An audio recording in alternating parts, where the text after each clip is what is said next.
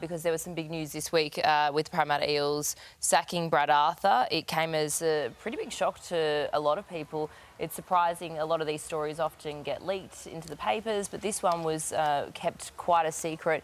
Do we know who is the front runner at this stage to take over from Brad? Yeah, look, the thing is with Parramatta, they had a plan A, and that was Wayne Bennett, right? And they couldn't pull that off. They tried to do it in the shadows. They felt as though the only chance they were of getting that done is to do it in the background. And they didn't tell Brad Arthur. They told Brad Arthur the opposite. They said, we wouldn't do anything behind your back. In the end, they felt they had to do the best thing by the club, and their word to Brad Arthur didn't mean as much as what they had to do for the club. They didn't. They missed out on Wayne.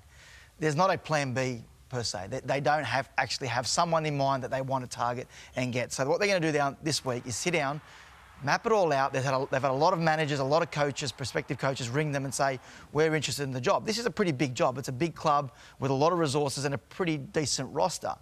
So they're going to sit down this week, work out who those names are. There'll be Jason Riles, there'll be Justin Holbrook, Josh Hannay, Michael Maguire, and then work out what aligns with what they want to do as a football club.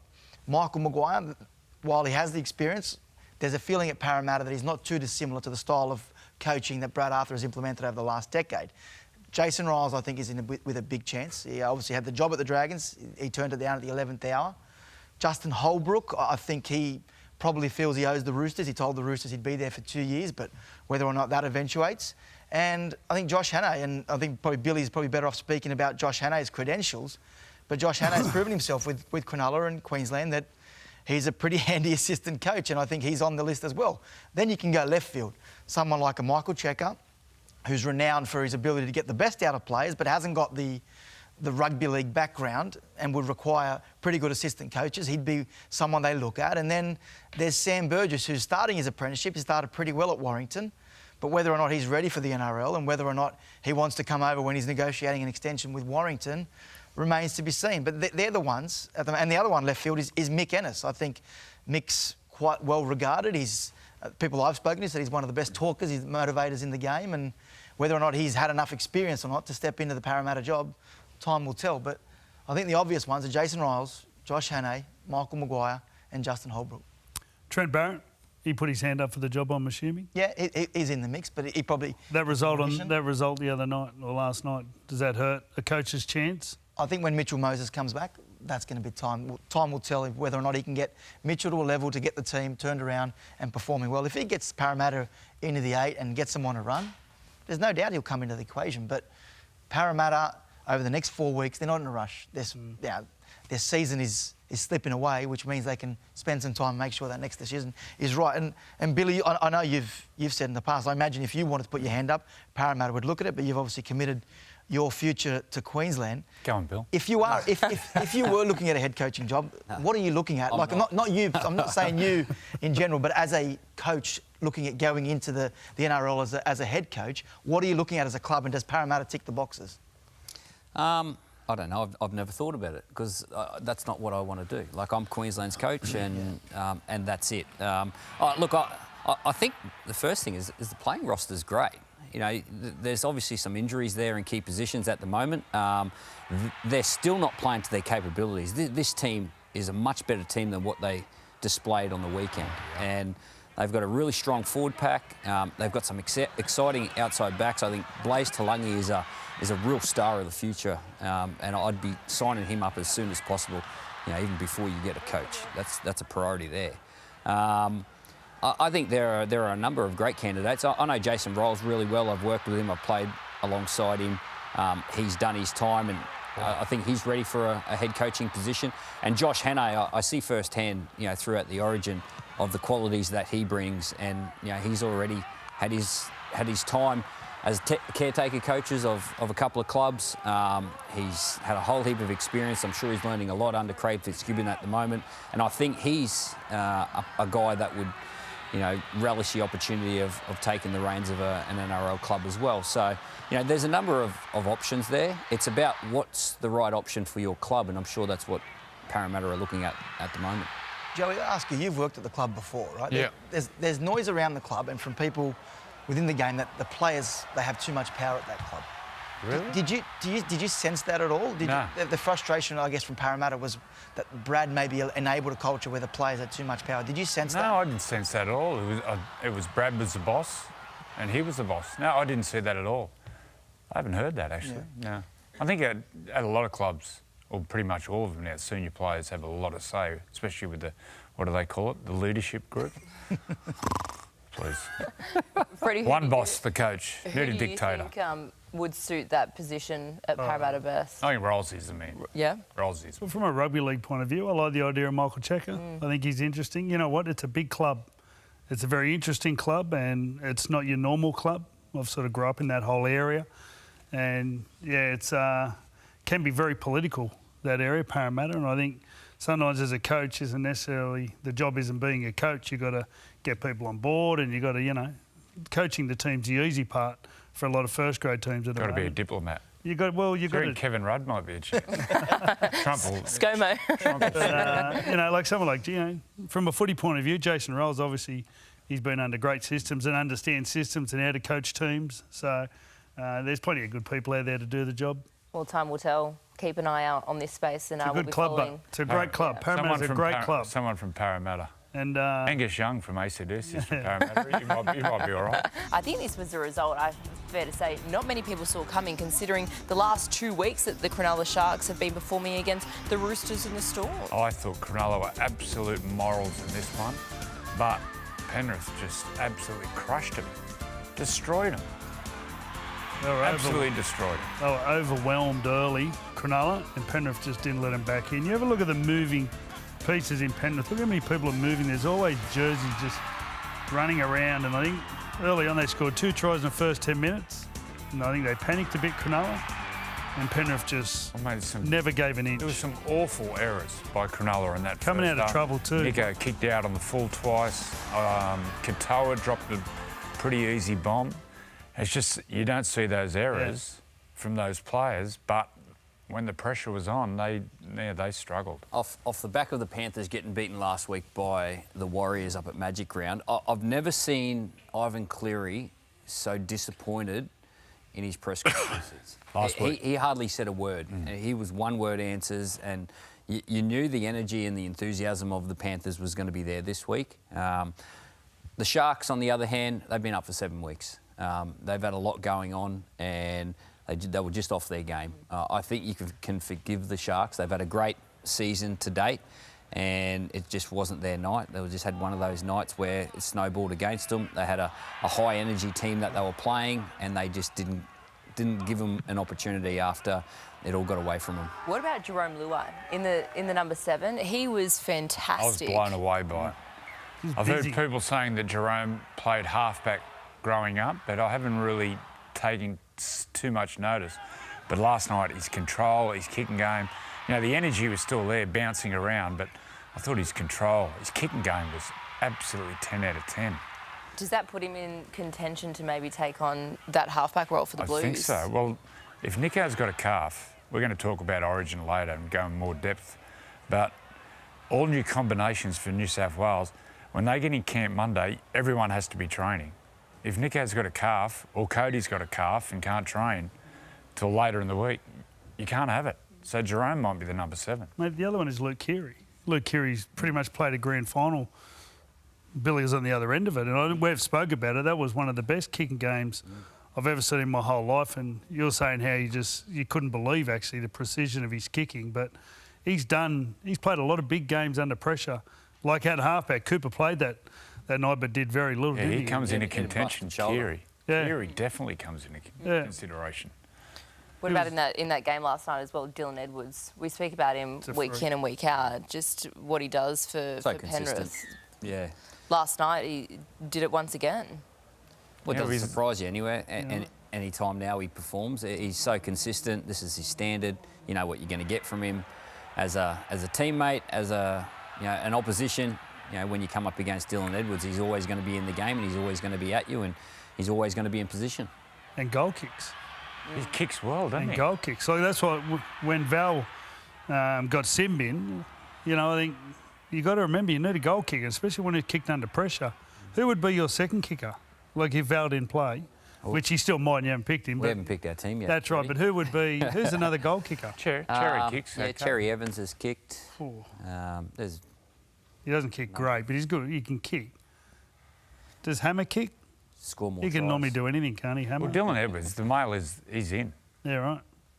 Shamus just said when he left, said pretty much they're going to pick Dylan Edwards, which is it's a real surprise, because really. the talk, Ivan Cleary said earlier in the year that he said no matter whether it's fullback, he said he's played, wing on the wing for Australia. He said he just needs to be in the team. Would you though pick him at fullback if you were going to pick him for the Blues? Well, I wouldn't. I'd probably pick Tedesco, purely his experience, and then if you're going to have inexperienced halves combination, I just think you need that experience and cool head at the back. He'll do a great job, Dylan Edwards, without a doubt, but I'm just worried there's going to be a lot of players in key positions who haven't played together who are also debuting, so interesting one. So you want that experience that Tedesco brings to the side? And I really don't know, because you got to work backwards. You pick your halves, and then who complements the halves and how you're going to play. Don't know. It's a big decision. Yeah. There's some big calls coming up tonight. We've got plenty to discuss when we are talking State of Origin later, and as well we'll be keeping an eye on Nico Hines, whether there's an injury update on him and his calf as well. But just that loss for Cronulla, is that something that they can really learn from? Is that something that they can use to their advantage, or is that something that can really knock their confidence? Well, they want to get over it really quick, and I feel, look, like I mentioned, they've had a great couple of months, but you don't want to leave any scars from it. It was a heavy loss, and if they carry some of those scars, that can affect them moving forward. But I'm willing to forgive the Sharks 1 week and one performance because they've been so consistent. They've been the best team in the competition over the last 2 or 3 months. So that's their run there. It's a good game next week to test that, isn't it, Billy? Like they're playing against a team who was embarrassed, Parramatta, and you got to think if Cronulla actually, can turn the page pretty quickly, like the stuff that they've done all year should get them a win there. And then obviously you test yourself against Brisbane the week after. So pretty good couple of weeks coming up for them. Because this was always going to be their big test for them. They had a block of 3 weeks of really strong teams that were coming up against Melbourne, Roosters and Penrith. So they've had and they've performed big games. And the question was always, are they genuine? To win at the end of the year, you need to play 3 or 4 games, really tough games, to win the comp. So, they'd be disappointed, but I'm the same as Billy. You just write that one off. If you look at all the scores, every game bar one had a 40 in it. Well, That happened about a month ago as well, just before Magic Round. We're in a totally different stage of the game. We went through a defensive era, and the wrestling and the ruck where games were just that boring you couldn't watch some. We're going into a real great phase. It's a big attacking phase coming. It's so good to watch. nice to play. No. Get the boots. Get the boots back on. Take them into Queensland camp, Bill. Those days are gone. All right, well, let's dive into the Roosters' big win over the Raiders from yesterday in the nation's capital. 44-16 in the end. 8 tries in total for the Tricolours. What a dominant performance as well. Fast. Roosters are fast and powerful. Victor looked good on an edge. Normally plays in the middle. I think they're talking he'll be spending more time. I really like this game. They're fast and powerful. I was nervous when they scored that first try. That looked pretty easy, Victor's try. First set. And then their edges. Although this was first set of the second half they scored. Their defence on the edges was pretty poor. They had a big week last week up in Magic Round. Very emotional. They had the reunion for the 94 team and they had a great win on Thursday against Canterbury. And they just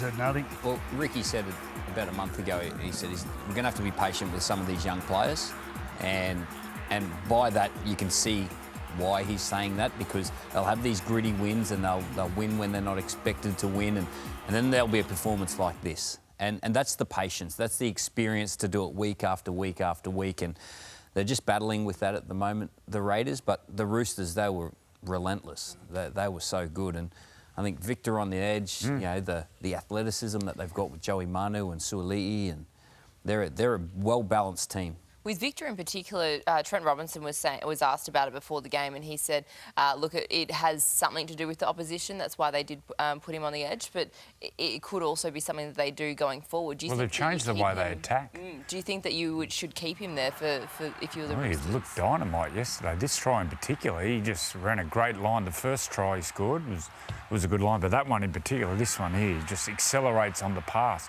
They've totally changed the way they play since Sam Walker's come back and when Victor was suspended. Their attack has totally changed, and I think that's why they've put Victor on an edge. Victor was playing like a halfback in that jersey 13 role. I think the game's gone away from that now. The game's gone away from the lock ball playing to his halves. A lot of teams now got their half on the advantage line where he should be, and they lock out. Locked out. Yeah. But I think also Imagine a few other players are standing up. Imagine the front row getting in your way. Yeah, he started. He's He's playing, a good player. but he's been good now for 6 weeks. Like, I reckon, he's coming on. He's been coming off the bench. He's been making an impact. He's reliable. I think a few of the Roosters forwards, those young blokes, are actually starting to come through now and develop. Well, that's where I think Coach Robinson is talking about. It depends on the opposition. Canberra are a big pack. They're a really big physical pack. So to start with Warrior Hargraves, Lindsay Collins and White in the middle, that allows Victor to go to an edge, which is still a really solid defender out there. It just makes you a little bit bigger through the middle to start that game. And what about James Tedesco as well, involved in 5 tries, 2 tries for himself and 3 try assists? Phenomenal. Well, he's not going away. He's not going away from the fight. I think a couple of times over the last couple of years, Teddy's been questioned. He didn't have the best year for a long period last year, and has just stood up, gone away, trained harder, and got things right. And every time you question him, he stood up. So, under pressure, that's what Joey and I are talking about. On the biggest stage, look at him, he's just there. I think also, I'm going back to Sam Walker playing on the advantage line as a halfback. Sam's dictating to Teddy. I think Teddy sometimes tries too hard and gets in there and tries to play like a halfback, tries to play like a front row. Where with Sam dominating the team and the way they're playing Sam and Keary, he's playing like a genuine fullback. Yes? Absolutely. I've never questioned James Tedesco. I think it's unfair to question him. Even when his team hasn't been performing, he's been performing. He's a great player. Friday night, the Battle of Brook here saw the Manly Seagulls get the win 26 points to 20 over the Melbourne Storm. A pretty tight battle, this one, between these two sides. Some strong showings in the end, but it was Manly with the win. I thought Manly started quite conservative, and they were just moving the ball from side to side. It was very slippery conditions. A couple of things stood out was Daly Cherry-Evans was there to win the game. And the other thing stood out, I thought, was Ben Trbojevic and also Luke Brooks. I thought they were the sharpest looking people on the footy field. And then the other one, of course, was Harry Grant, who really kept the Melbourne Storm intact with Manly. But it was an awesome night. The crowd were fantastic. Another sellout. And I just thought it was one of those games where I think Cherry-Evans just wasn't going to let it get away. He was just a little bit too good for him. And what about for the Seagulls, Lehigh Hopewade? Killed it. Making his debut at fullback. I couldn't believe how lean he was. Yeah. Like, you look Very at all the different build, Hopewades are real strong, big legs and big hips. It's more like Will. Will was pretty slight, Will Hopewade. But he was outstanding. No errors. I spoke to his dad after the game. He said, I just said to him, no errors and play tough. And that's what he did. Look at this. Get doinked by He got Nelson. twice. He got 2. Twice. And that's what He's Billy was saying in commentary about it. You asked him in commentary what you thought of his debut, and he said it's not just the glitzy stuff that he's able to do, but it's also all the tough stuff. And you see when Lehigh got interviewed and someone said, oh, Billy Slater. Yeah. And his face just lit up. So that's the 4th son to play NRL. for NRL, and there's a daughter playing for the Roosters. So I said to Hopper after, mate, if you're a racehorse, you'd be worth a fortune. Absolute fortune. But he's not. He's watching. Hopper's watching. Did you see the photo of him and his son? He's got the shirt with the finger. He's a bit. I was at a years ago. I was watching a footy game. I think Matthew's eldest boy Jack played. Anyway, there was all the kids playing footy, and my young mate Lewis goes, "Can I go and play?" I said, "Oh, mate, they're the Hopperwhites." Good luck, get down there. I said, you can go and play, but don't come whinging and crying. Come back up. He had a busted cheekbone. So what happened? He goes, "Oh, I collided heads." I said, "Not good heads to collide with the Hopperwhites." But Luai and the Hopperwhite family, congratulations. Yeah, awesome. I thought he was absolutely outstanding. He's a long-term NRL player. Yeah, it was great to see. And also, too, great depth for the Seagulls as well. There's some talk that they could be thinking about moving Turbo to play centre. I don't like that. You don't like it at all? Just to preserve his body? No, I don't like it. Leave him at fullback.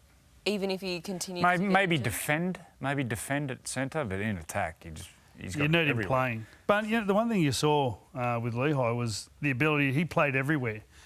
He was through the middle. He was getting inside balls. He was getting balls sweeping around the outside. He tapped the ball on for the try. So he looks like one of those players. When we spoke about Nathan Blacklock, it was about instinct. And he looks like he's got instinct. So the thing we did in Origin with Turbo was basically was about that. So, mate, you just go and chase the ball and use your instinct and go in whenever you want. Maybe you could play him like that. But at the end of the day, I don't know if the injury comes from... I'm not sure where the injury comes from, whether it's overload or hopefully we find that out, in time. I thought Melbourne unbelievable.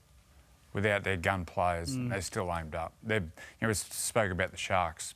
They've been up for a while. Melbourne have been up all year. They just keep turning. They've been up for 20 years. They're an amazing club. They've been up for 20 years. They haven't missed a long beat. time They haven't... What? They haven't missed a beat. Instead, they put Toby Sexton in the halves alongside Matt Burton. Joey, do you think this is the way forward for the team? Yeah. What you saw? Oh, he was outstanding, Toby Sexton. He was one of the best on the field, straight in the attack. His ball playing was first class. They exploded in the second half, the Dogs. But, yeah, moving forward, I think Toby Sexton's the man to wear the 7, for sure. Once again, defence. Defence. Only letting in 2 tries.